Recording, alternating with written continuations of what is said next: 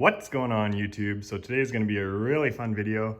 We're going to finally find out what's better, the R1 Crossplane or my old bike, the 2006 Flatplane. We're taking them both to the track and we're going to see which one's faster. The track doesn't lie, so this is going to be really fun. I've had my 06 at the track before. It's ran a 10.7 at 132 miles an hour. So this Crossplane makes a bit more power, but it's also heavier. So it's gonna be a really good race. I got it jacked up, I just oiled the chain, topped up the tire pressures. So we're good to go. Let's warm it up and get to the track. So just a couple things you can see in these videos. The first couple here, just practice hits before the racing started. You can see the trees in the background aren't really moving too much now. As the day progresses, the wind really picked up and you can see it in the tree line.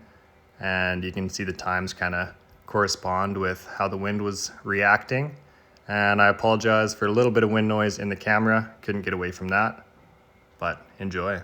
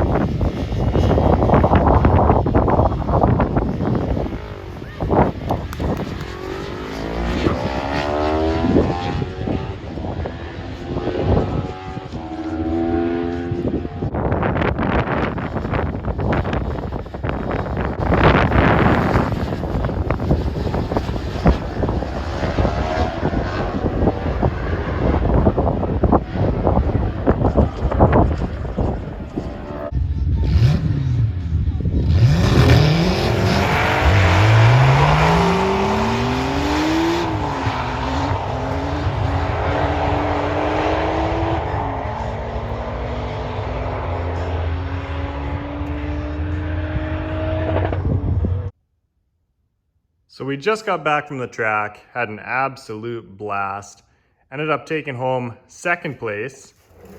And let's just take a minute to look at this trophy. It was kind of laser cut out of a chunk of steel, and this thing is awesome.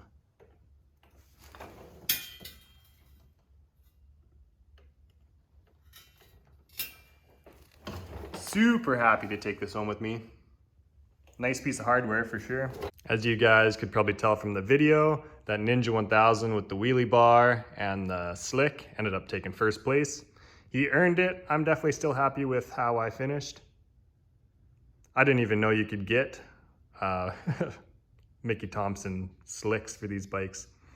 It was pretty interesting watching him ride. It was a straight cut tire and he was launching hard. His best time I think was around a 10.2. He was constantly running about a 10.4, 10.5.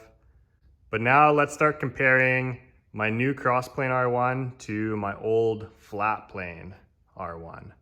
Both of these bikes performed very, very similar. I got the time slips from both bikes and they're almost identical. I tried to keep all the conditions the same. I went to the same track. It was roughly the same ambient air temp. Unfortunately, I couldn't control the wind. Towards the end of the day, we had about a 45 km headwind. So you will see that in my time slips towards the end of the day. It did knock off a couple hundredths. I didn't think it would affect the bikes that much, but it still did. I was launching at roughly the same RPM as well. So I remember my Flatplane, I was launching pretty consistently around 8,000, 8,500 RPM. And it was right on that cusp of bogging the bike, but it did pretty well. I tried the exact same RPM with the Crossplane, and this bike was bogging a little bit harder, believe it or not. So I was launching upwards of 9,000 just to try and keep it somewhat similar still for the comparison, but I was actually a little bit disappointed with how boggy the Crossplane was. I thought it would perform a little bit better in that mid RPM launch area, but the end result was pretty much the same. I'll show you the time slips now. So I wiped it off for the drive home, but you can kind of still see it. B65 was my number. So these are my 3 time slips before it got windy. I started off with a 1089, I had a 1084, and then my best time was a 1083. So I was trending faster as I started to learn the bike a little bit, get familiar with the track. This was my first time tracking this bike. So you can see all my passes are fairly consistent. These two I was launching at about 8 to 8,500 RPM. This one I launched closer to 9. You can see that in my 60 foot. Any time you make in the 60 foot amplifies in the quarter quite a bit. So you really make all your time in your launch RPM, and it comes down to rider more or less, how hard you want to launch. These 2 slips are as the wind started to pick up. So you can see I dropped down into the 11s. I ran an 11.02, and the 60 foot was quite a bit worse. And I thought I launched harder on this run too, but it definitely wasn't that good with the wind. And then here, this was my race for first place, and it looks like I slowed down, but my clutch actually started to slip. I think we were doing too many hot laps and the clutch just got faded. Super unfortunate because I think the race for first place would have been a lot better. But that's how racing goes. Sometimes your machines fail when you need them the most.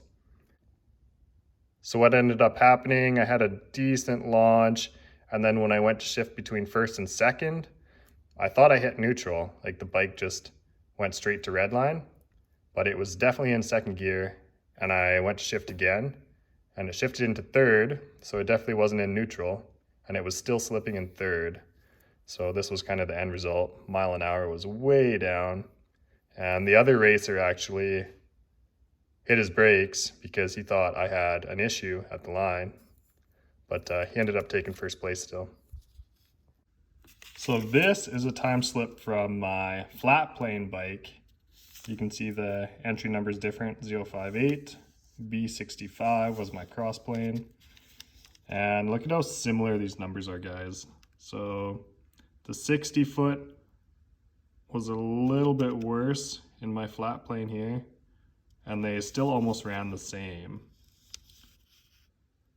So the little bit higher mile an hour at the end kind of makes sense because I think that Crossplane does make a little bit more top end power. But the Flatplane is just so consistent. It did so well. It's just smooth through the whole RPM range, and it's a lot easier to ride. And I think the ease of riding it is where the good times are coming from. I think if I had more seat time on the Crossplane, I would be able to dip down into the 10.7s fairly easy, just a little bit harder launch. But it is a harder bike to ride. Yeah, this just goes to show how perfectly matched up these bikes are. Look at the 660 foot. They're almost identical. So I do have one time slip that's faster on my Flatplane. I'll put that on the screen now. For the life of me, I couldn't remember where I put it to compare these in person here, but yeah, check it out on the screen. I'll pause it for a few seconds for you to compare them, but they're still so similar. I think with a couple more laps on the Flatplane, if it wasn't so windy, I would have been running the same times. But I think it is worth noting that the Flatplane has never touched 133 miles an hour in the quarter. My fastest time is 132. And the Crossplane, it hit 133 multiple times. So definitely showing off a little bit of the top end power there.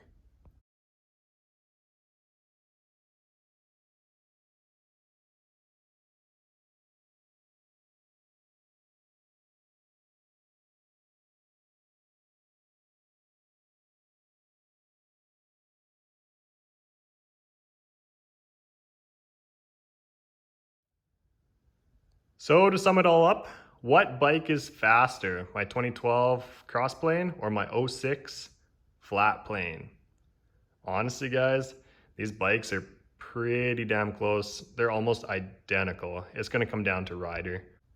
If you have a rider that's a little bit lighter weight, he'll probably take it. If you have a rider that's a little bit more aggressive on the launch, he'll probably take it, no matter what bike he's on. Or if you're doing a rolling start, I think that's where the Crossplane might have a bit of an advantage. You have all that weight in motion already, and then you can kind of really lean into that top end power. So I think that's where the Crossplane is going to shine. Other than that, I was a little bit surprised. It didn't really perform that much better at all. My old Flatplane was definitely no slouch. All the modifications were pretty much the same.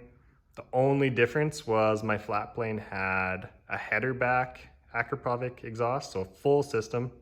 And this one only, my Crossplane only has a catback. So it still has the stock header piece. But from what guys are saying, those headers only add a couple horsepower. That might make a little bit of a difference in the top end, but you're kind of splitting hairs at that point. So both bikes were pretty much identical.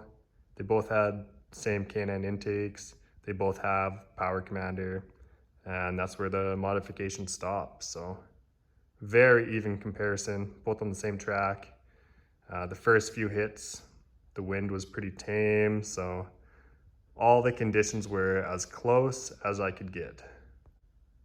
And obviously I was racing in power mode A, and I tried with traction control and without. That didn't really make a difference. I wasn't launching hard enough to break loose or wheelie. I was just trying to be consistent. Do these bikes have a little bit more on the table? Yeah, you can ride them a little bit harder than I was.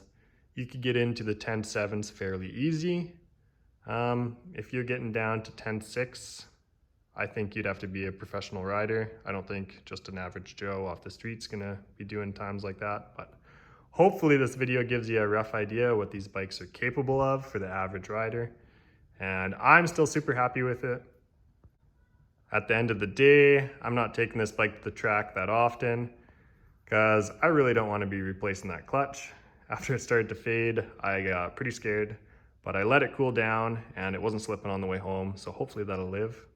If you guys have had that happen to you in the past, let me know in the comments. I know these clutches aren't the best on the Crossplanes.